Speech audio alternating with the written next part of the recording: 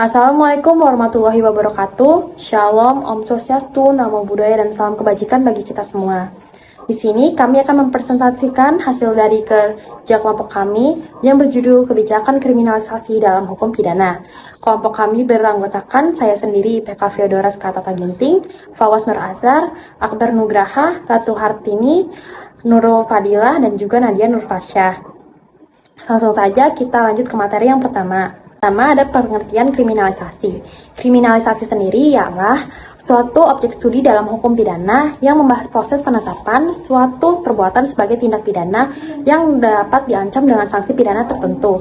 Adapun menurut Surjono Sukanto, kriminalisasi adalah tindakan atau perbuatan penetapan penguasa mengenai perbuatan-perbuatan tertentu oleh masyarakat yang dianggap masyarakat sebagai perbuatan yang dapat dipidana. Ini juga dikaitkan dengan pasal 1 ayat 1 Kitab Undang-Undang Hukum Pidana yang terdapat asas legalitas di dalamnya.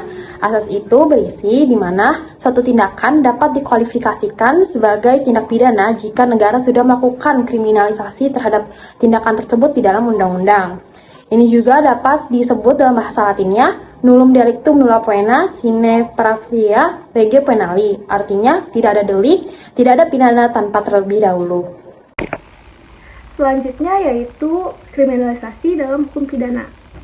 Hukum pidana sendiri dalam ruang lingkupnya memiliki 3 aspek. Yang pertama yaitu penentuan suatu perbuatan pidana atau terlarang, yang kedua pertanggungjawaban pidana, dan yang ketiga adalah sanksi pidana tersebut.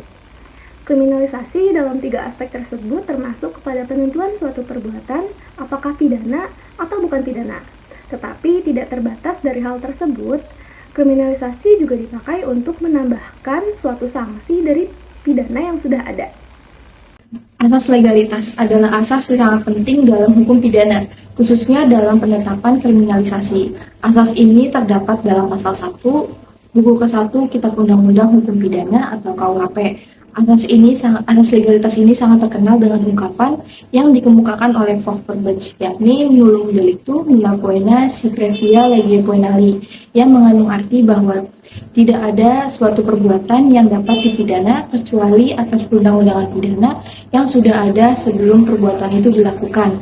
Asas legalitas ini memiliki fungsi yang pertama untuk mengamankan posisi hukum rakyat terhadap negara atau penguasa, yang kedua untuk melindungi warga negara dari kesewenang-wenangan pemerintah, yang ketiga sebagai instrumen untuk mencapai tujuan perlindungan masyarakat, yang keempat untuk memberikan kepastian hukum kepada masyarakat mengenai perbuatan yang dilarang yang disertai dengan ancaman pidana.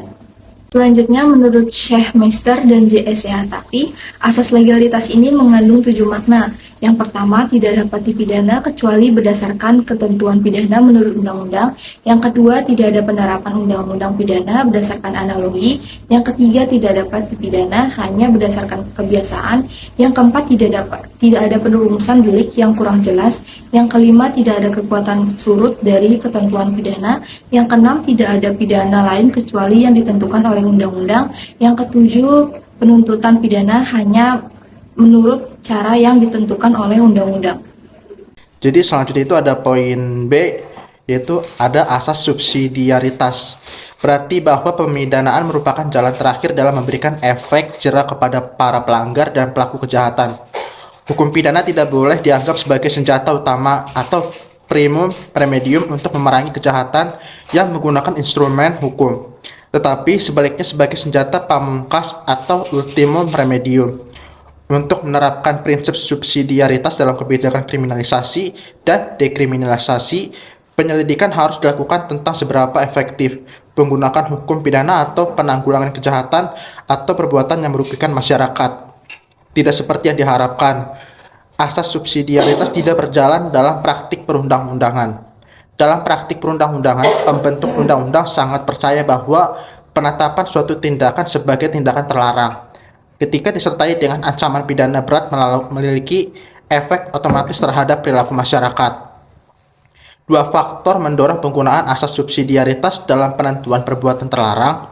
Pertama, penggunaan asas hukum pidana yang adil. Kedua, praktik perundang-undangan menyebabkan overkriminalisasi dan overpenalisasi yang mengurangi kekuatan hukum pidana dalam masyarakat. Akibatnya, hukum pidana menjadi tidak efektif ketika kehilangan otoritasnya.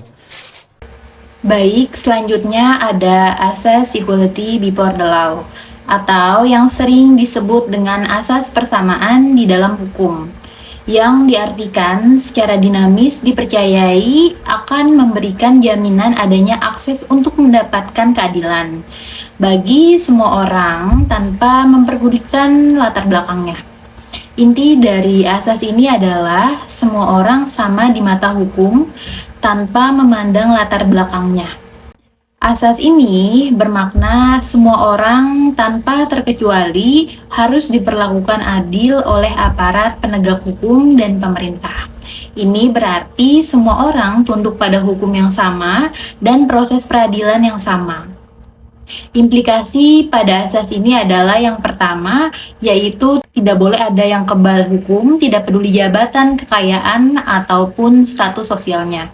Yang kedua, setiap orang berhak mendapatkan pembelaan yang sama di muka hukum. Yang ketiga, hukum harus diterapkan secara konsisten dan tidak diskriminatif.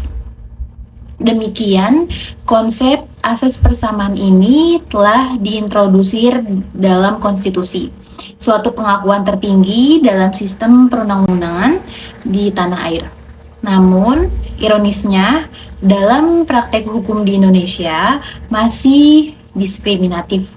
Asas persamaan tidak diterapkan secara equal, bahkan seringkali diabaikan.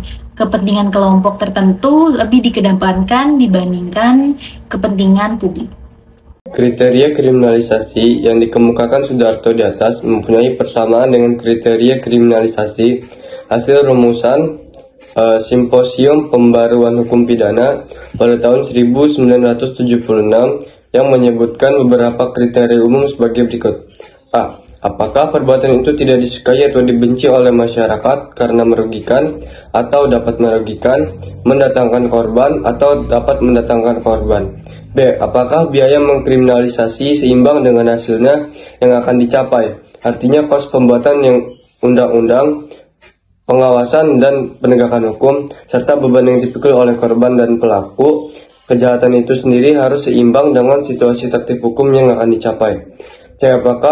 Apakah akan makin menambah beban aparat penegak hukum yang tidak seimbang atau nyata tidak dapat diemban oleh kemampuan yang dimilikinya. Yang D. Apakah perbuatan-perbuatan itu menghambat atau menghalangi cita-cita bangsa Indonesia sehingga merupakan bahaya bagi keseluruhan masyarakat. Selanjutnya, Husman mengajukan beberapa kriteria absolut yang perlu diperhatikan dalam proses kriminalisasi, yaitu sebagai berikut. A. Kriminalisasi seharusnya tidak ditetapkan semata-mata keinginan untuk melaksanakan suatu sikap moral tertentu terhadap suatu bentuk perilaku tertentu. B. Alasan utama untuk menetapkan suatu perbuatan sebagai tindak pidana seharusnya tidak pernah didirikan suatu kerangka untuk perlindungan atau perlakuan terhadap seorang pelaku kejahatan potensial dan dalam kepentingannya sendiri. C. Kriminalisasi tidak boleh berakibat melebihi kemampuan perlengkapan peradilan pidana. D. Kriminalisasi seharusnya tidak boleh dipergunakan sebagai suatu tabir, sekedar pemecahan yang nyata terhadap suatu masalah.